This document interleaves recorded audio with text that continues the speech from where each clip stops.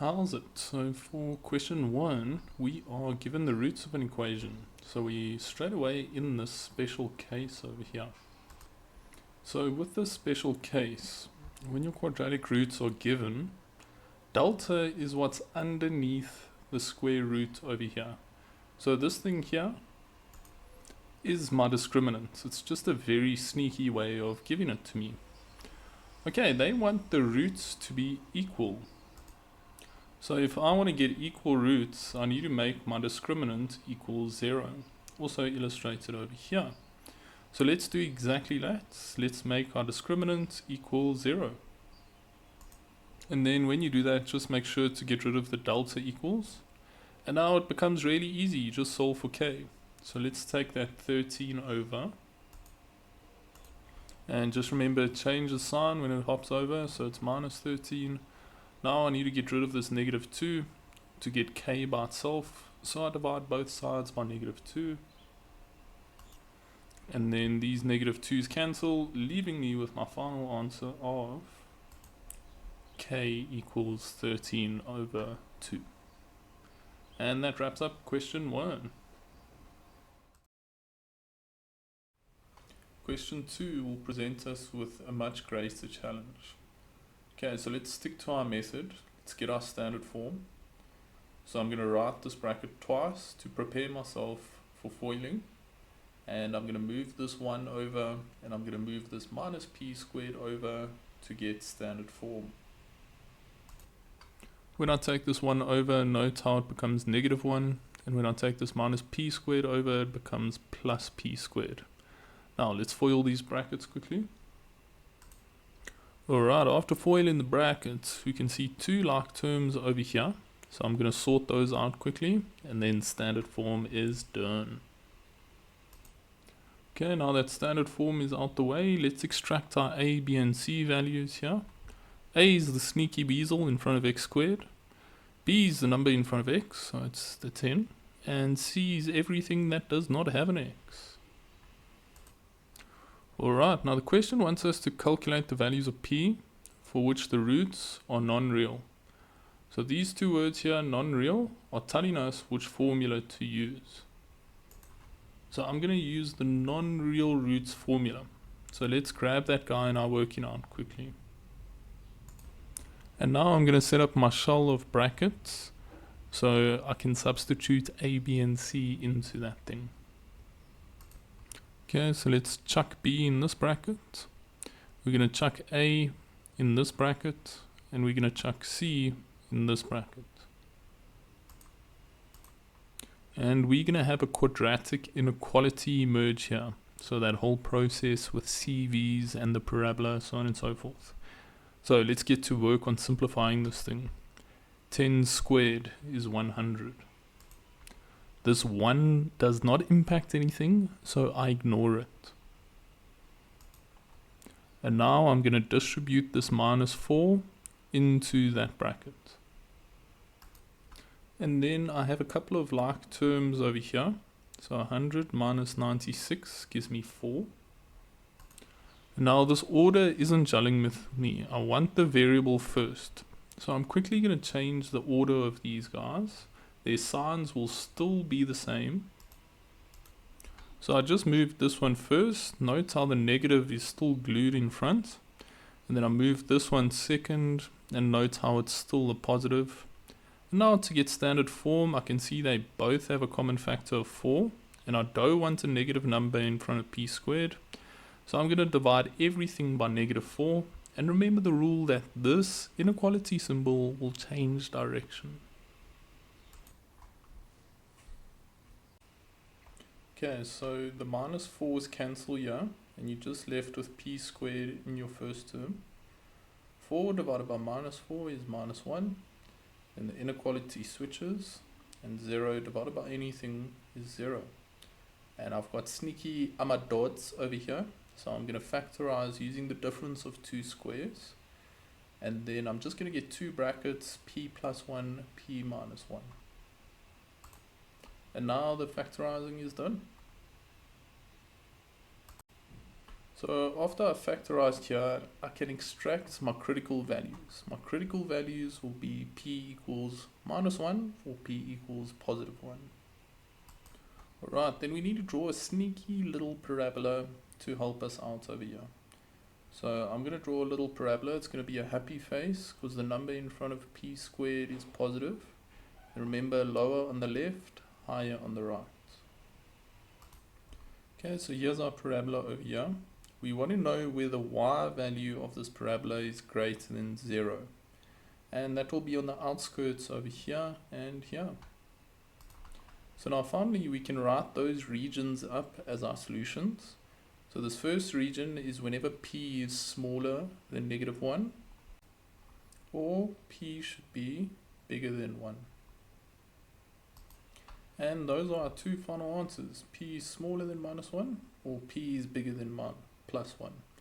And you see here it says calculate the values, s plural.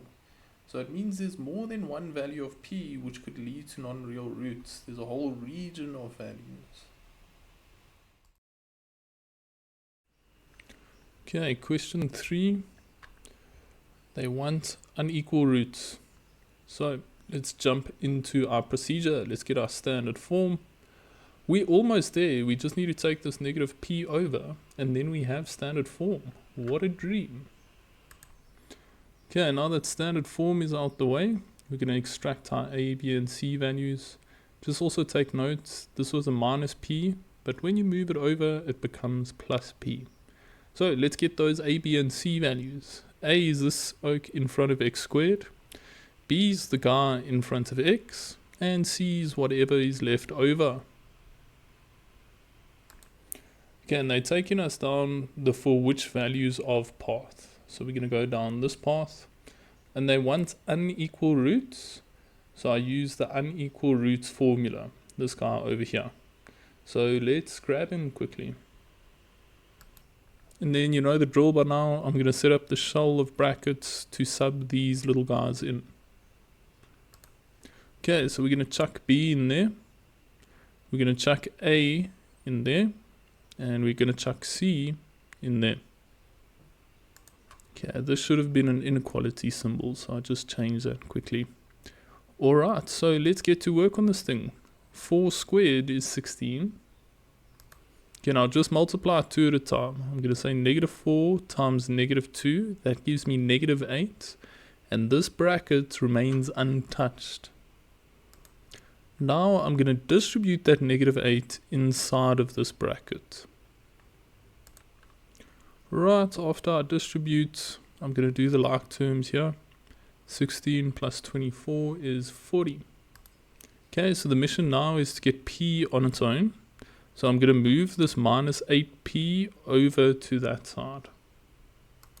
And then I'm going to divide both sides by 8 to get rid of this 8 in front of p. And then I'm left with my final answer of p should be smaller than 5. We have to read this one backwards because the variable's on the right. But we can just leave it like that. That will get us full marks. Okay, question 4 comes from Gauteng. Alright, this thing looks complex, but it's not that bad. So what we're going to do, we're going to stick to our guns, we're going to get standard form. So this is beautiful. I already want that x squared out of there, now this is a. So I'm not going to touch that. But I will have to move this term over and this term over to get standard form. So let's do that quickly. Right, when I take these two over, bear in mind a sign change happens. That was negative, now it's positive. Same thing here. This term was negative, now it's positive. Alright, now a is the thing in front of x squared, so here's a. B is the thing in front of x, so this whole thing here qualifies as b. And whatever does not have an x qualifies as the c value. Right, so let's take a second to analyze the question quickly. Do you see how they're saying show that this has no real roots? So if they say show, they're taking us down this branch.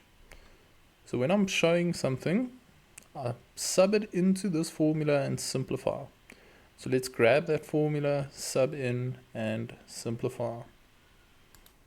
Okay, so as per usual, grab the formula, set up some brackets to help you, and then we're going to chuck B in there, we're going to chuck A in there, and we're going to chuck C in there. Okay, now we have to go on a big mission to simplify this. So for this guy here, you can write the bracket twice, or you can shower the power. Both will lead to the same result. I like to write the bracket twice because I'm a bit overly cautious with my work. So let's get that set up quick. And then with this behemoth of a term, we need to distribute one thing at a time. So I'm going to distribute the q squared first. I'm going to take the q squared inside of this bracket. Okay, q squared times p squared is just p squared q squared. Then q squared times 1 just gives you q squared. Now I'm going to multiply these two brackets together. 2 times 2 is 4. P times p is p squared. And q times q is q squared. And then I'm going to distribute this negative 4 inside of that bracket. Okay, after my distribution is done, I get minus 4 p squared q squared and minus 4 q squared. Now check at this, you see the like terms here and here. They are exactly the same. It's like saying 4 minus 4, that gives you 0. So these two terms cancel with one another. And I'm just left with minus 4q squared as my discriminant. Okay, once we have our discriminant fully simplified, we've got to analyze it. And we're getting this rule coming into play again. A square can't be negative. So how we express that mathematically is we say q squared is greater than or equal to 0. And if we have a look at the question here, they said q cannot be 0. So I'll never get 0 when I basically put any number in here. So basically I have to get rid of this equals to sign is what I'm trying to get across here. Okay, now I want this to look like this. So how I'm going to accomplish that is I times both sides here by negative 4. And after I implemented that change, just remember when you times by negative, your inequality points in the other direction. Alright, so what I've actually done now is I've proved that my discriminant will always be negative. And a fancy way of saying that is delta will always be smaller than 0. So I can jump straight into my conclusion that the roots are non-real, which is what they instructed us to show. And presto mundo, we have officially completed this question. So this over here, q is an element of real numbers that doesn't really have an impact on the question, so don't worry too much about that. Okay, question 5 presents us with a pretty stock standard for which values of question. So first things first, I'm going to want to get standard form. So it looks like this thing's already in standard form. You see how nice of these guys to do that. So we can extract A, B, and C immediately. So A is whatever is in front of x squared. So we've got a sneaky weasel over here. Now B is the number being multiplied by x. So they've put the x in front to try and confuse us a little bit. But this is our B value over here. And then C is whatever is left over without an x. And we've successfully extracted A, B, and C. Right, so we're going down this path here for which values of.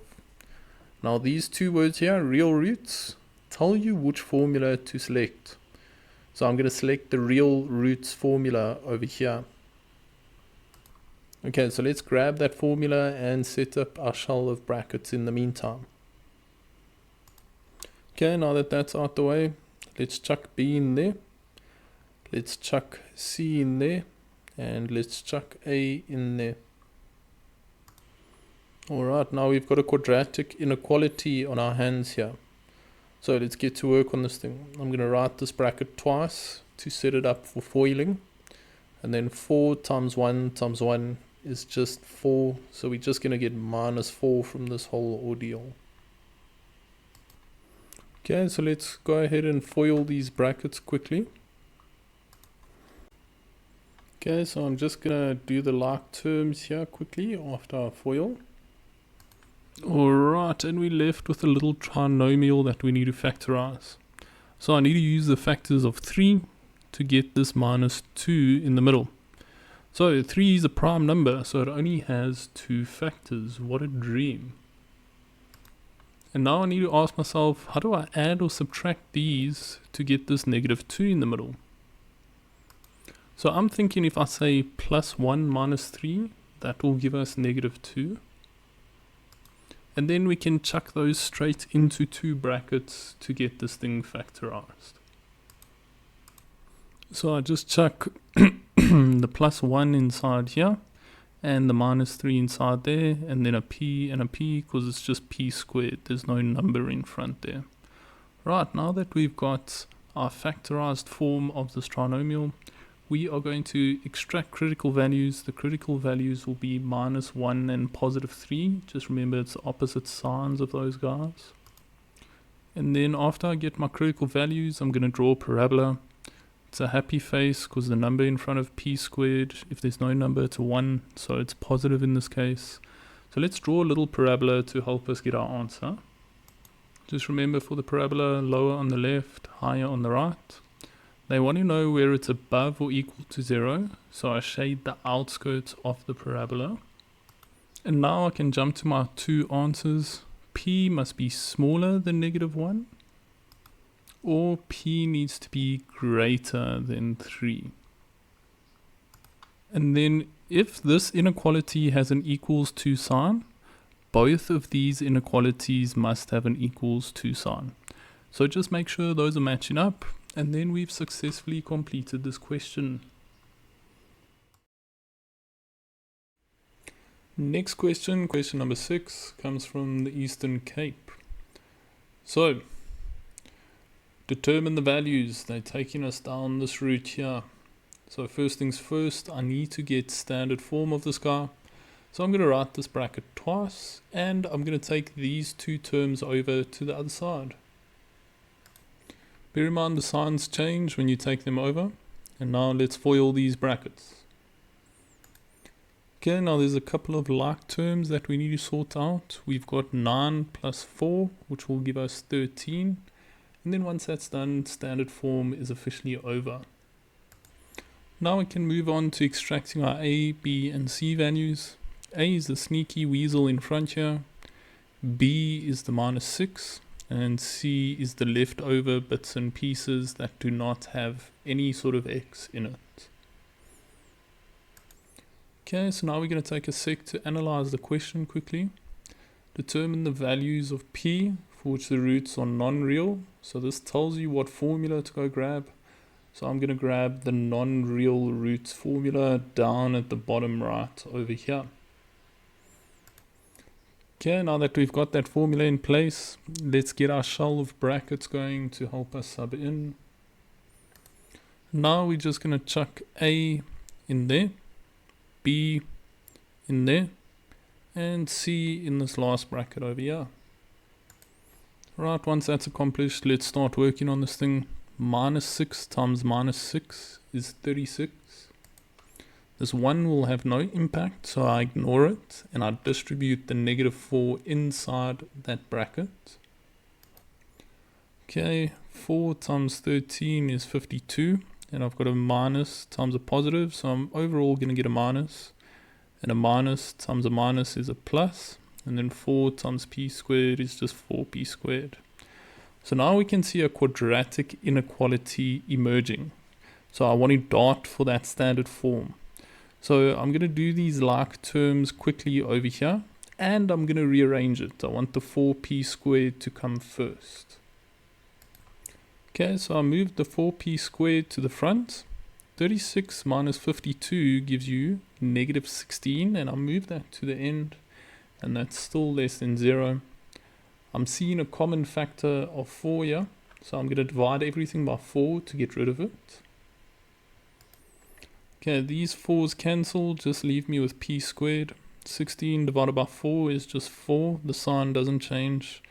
And 0 divided by anything is 0, so nothing changes over there. And I divide it by positive, so the inequality stays pointing in the same direction. So now I need to look to factorize this. I'm seeing the amma dots. So we're going to have 2 brackets with plus minus, and then we square root everything. The square root of 4 will be 2. And once that's out the way, we can extract our critical values. Our critical values will be 2 and negative 2. And now I'm going to draw a little parabola to help me get my answers. So this will be a happy face because the number in front of p squared is positive. Okay, so just remember lower on the left, higher on the right. Now they want to know where the parabola's y value is smaller than 0. So that's going to happen underneath over here. So I shade in this region over here. And then to describe that region mathematically, we put x in the middle and both inequality symbols point to the left, like this. And in this case, we're not working with x, we're working with p. So we put p in the middle. We put p in the middle and both of these point to the left. And then I'll put the lower one on the left and the higher one on the right. And we have landed at our final answer. If p is in between negative 2 and 2, we will get non-real roots. Question 7 brings us to quite a nasty little question, 6 marker. So let's stick to our guns. Let's get that standard form. This thing looks like it's in standard form already. I see the x squared first, the x in the middle, and I see nothing with x at the end here. So they've put it in standard form for us. What a dream. How nice of them. So what that means is we can jump straight to getting our a, b, and c values. Let's check what those are. A is a thing being multiplied by x squared, so it's this 2m here. B is whatever's being multiplied by x. There is a bit of a trap here. You do have to take this minus as well. And then C is whatever is left over without an x, so it's these two guys. And we're going down the for which values of roots. And they want the values of m for which the equation has real roots. So I'm going to grab the real roots formula. Once I've got the formula, let's just get our shell of brackets to help us sub in. Okay, we're going to chuck b in here. We're going to chuck a in here. And we're going to chuck c in there. Okay, now we've got to go on a huge mission to simplify this. Over here with b, this thing is an onion. It's got layers. Now with your onions, you start from the inside and make your way out. So I'm going to distribute this negative inside of the bracket. And with this behemoth of a term, I'm just going to multiply these two because I only do one at a time. So I just distribute this negative in, so that causes a sign change to happen. Positive m now became negative m, plus 2 now became, minus 2 now became plus 2. And then 4 times 2m is just 8m, and I've still got that minus left over. Now I'm going to write this bracket twice to set myself up for foiling, and I'm going to distribute this negative 8m inside of that bracket. Okay, so let's go ahead and foil these brackets now. Okay, after I've foiled my brackets, I'm going to want to gather the like terms. So I see two sets of like terms. I see a m squared here and a m squared here. So this is like saying 1 minus 8, which will give you minus 7. And then you just glue the m squared onto that. And then I see another set of like terms here and here, because they both have a m. So minus 4m minus 8m will give us minus 12m. And there's no like terms with a plus 4, so he just chills at the end, nothing happens to him. Okay, now I'm almost at standard form. this negative here is bothering me. So to get rid of it, I divide everything by -1. And don't forget the small rule. This thing will point in the opposite direction if I divide by a negative. So now we can see everything's sign changed. And this is now pointing in the opposite direction.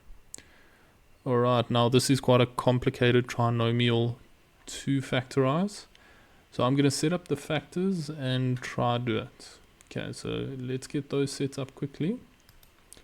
So firstly, I have a look at the factors of 7 and I write them underneath each other. God bless 7 because it's a prime number. So 1 times 7 will give me 7. Now I need to look at the factors of 4 and write them underneath each other next to these guys. So I'm going to try maybe 2 times 2. And now that that's set up, I multiply going across. So I say 1 times 2, and that gives me 2. And then I multiply going across the other way. 7 times 2 will give me 14. Now I need to use these two numbers to get this positive 12 in the middle.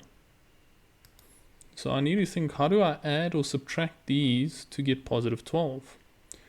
So if I say minus 2 plus 14, that will give me positive 12.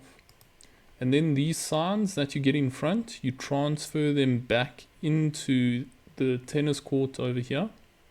We call this the tennis court method because you serve going across the court. Okay, and then you chuck a little x here, chuck a little x here. And then these are your two brackets, 7x minus 2 and x plus 2. And then just a small correction, these should be m's because we're working with m squared and not x. So your two brackets are 7m minus 2 and m plus 2. From there, we can extract our critical values. So the critical value that comes from this bracket will be minus 2. So there's my first critical value. Okay, now to get my second critical value is a little bit harder. So I'm going to illustrate how to do that over here. So you make the contents of the bracket equal 0. And then you need to get m on its own. So you take this minus 2 over, it becomes positive 2. And now you need to get rid of the 7 in front of m. So you divide both sides by 7. And you're left with your second critical value to be 2 over 7. Okay, and 6 years later, we've arrived at our critical values. Now it's time to draw the parabola to help us get our answer. So it's going to be a happy face because the number in front of m squared is positive. So let's get that drawn quickly. Now that I've drawn my parabola with the lower on the left, higher on the right, I need to find out where the y value of that parabola is smaller than 0, and that's the region underneath over there. And now that's going to help us get our answer that x, or m in this case, needs to be in between -2 and 2 over 7. And just remember, both inequalities point to the left. And we've officially reached the end of this nasty little question. So here's our final answer. When m is in between these two numbers, you will get real roots for this quadratic equation.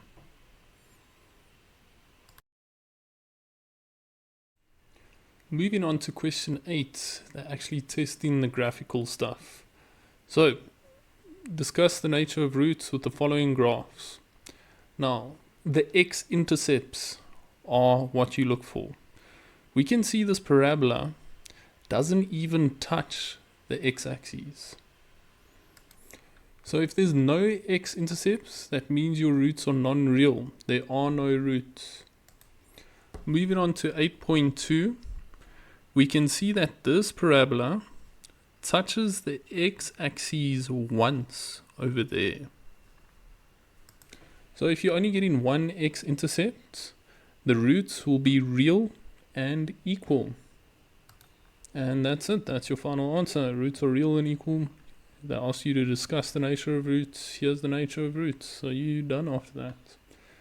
Okay, now we move down to 8.3. Okay, the solution of a quadratic equation is given by this thing. Okay, so if you're given your quadratic equation, then you must remember the sneaky thing underneath the square root is the discriminant. So delta equals 13 minus 2k. And they're asking me to get a value of k for which these x values will be rational. So rational corresponds to perfect squares. So my perfect squares are things like 1 times 1 is 1, 2 times 2 is 4, 3 times 3 is 9, so on and so forth. So I want my discriminant to be a perfect square, so you can literally choose any one of these to make your discriminant equal to that. So I'm feeling frisky, let's make it equal to 9, so let's change this delta to a 9. And now all we have to do is solve for k, so I'll take that 13 over, and 9 minus 13 will give me minus 4. Then all that's left to do is get rid of this negative 2 in front, so I divide both sides by negative 2, and I get k equals 2. Okay, so with this question there are a lot of answers that are possible. I could have made this 4, I could have made this 1, I could have made it 16 even, and the list goes on. There's a lot of perfect squares out there. But if you look at the question, they say determine the value. They only want one value of k, which will give you rational stuff. So if k is 2, and I put 2 into k's place, I'm going to get 13 minus 2 times 2, which is 4. So 13 minus 4 will give us that 9 that we modeled earlier. And the square root of 9 is just 3, and it will give me rational answers for x.